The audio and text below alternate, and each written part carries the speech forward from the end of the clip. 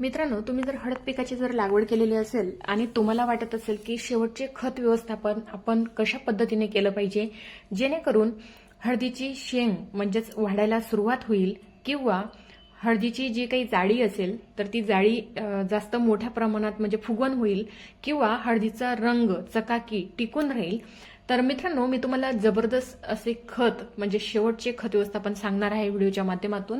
तर मित्रांनो, तुम्ही जर ते खत व्यवस्थापन जर केलं तर तुमच्या हळद पिकामध्ये शेंगांची वाढ होईल, तसंच शेंग फुगवण होईल, तसेच जे काही हळद असते तिला शेवटपर्यंत चकाकी चांगल्या प्रकारे रंग टिकून राहील आणि मार्केटमध्ये त्या चकाकीमुळे चांगल्या रंगामुळे चांगला भाव देखील तुम्हाला मिळेल। तर मित्रांनो, तुम्हाला जास्त मोठ्या प्रमाणात खत देण्याची आवश्यकता नाहीये। तुम्हाला खूप चांगल्या पद्धतीने मी खत आणि एक फॉर्म्युला सांगणार आहे, तर तो जर तुम्ही ट्राय केला तर नक्कीच म्हणजे तुमच्या हळदी पिकामध्ये उत्पादनात वाढ होईल, शेंगांची फुगवण होईल, शेंगात वाढ होईल, शेंगांची जाडी म्हणजे मोठ्या प्रमाणात निर्माण होईल, तसेच जो काही रंग आहे चकाकी आहे हळदीची ती टिकून राहील। तर त्यासाठी जे काही नियोजन आहे ते तुम्हाला सांगितलेल्याप्रमाणे करायचं आहे। तसेच मित्रांनो, व्हिडिओला सुरुवात करण्याअगोदर व्हिडिओ शेवटपर्यंत बघा, स्किप करू नका, तुमच्यासाठी मोलाचा व्हिडिओ आहे।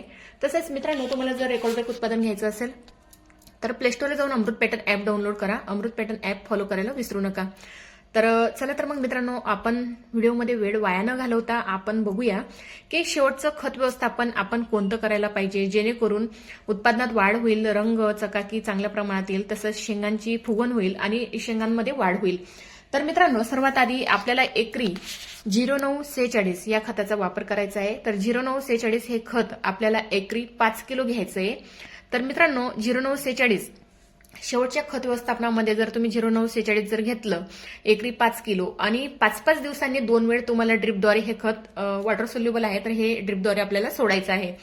तसेच मित्रांनो, हे खत दिल्यानंतर जे काही हळदीचा रंग असतो, चकाकी असते, ती टिकून राहते, रंग काळा पडत नाही, हळदीचा जबरदस्त अशी चकाकी येते आणि मार्केटला चांगल्या स्वरूपात भाव देखील मिळतो आणि वजन वाढायला सुरुवात होते, शेंगांची फुगवण चांगल्या प्रकारे होते, तसेच शेंगांमध्ये वाढ आपल्याला बघायला मिळते, जास्त प्रमाणात शेंगा लागतात किंवा जे काही बारीक बारीक शेंगा असतील म्हणजे हळदीचे जे काही कंद बारीक स्वरूपात असतील तर ते कंद म्हणजे जाळी निर्माण करण्याचं काम करत असतं 0946, म्हणजे वजनात वाढ होते।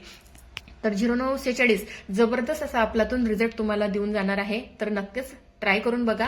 आणि तुम्हाला जो मी फॉर्म्युला सांगणार आहे तो फॉर्म्युला आहे 10 किलो शेण, तुम्हाला गाईचं शेण घ्यायचंय, 10 लिटर गोमूत्र घ्यायचंय, 200 लिटर पाण्यामध्ये मिक्स करायचंय, 2.5 किलो सेंद्रिय गुळ याच्यामध्ये मिक्स करायचा आहे, 15 दिवस झाकून ठेवायचंय आणि ते गाळून स्लरीद्वारे आपल्याला म्हणजे ठिबक सिंचनद्वारे आपल्याला हे हळदी पिकाला द्यायचंय।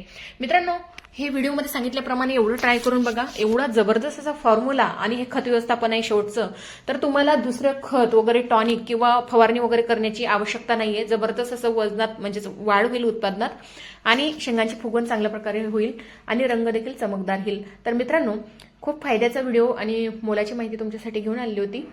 व्हिडिओला लाईक करा, सबस्क्राईब करायला विसरू नका, कारण तुम्हाला असेच नवनवीन अपडेट मिळत राहतील। भेटूया मित्रांनो असेच नेक्स्ट व्हिडिओमध्ये। धन्यवाद।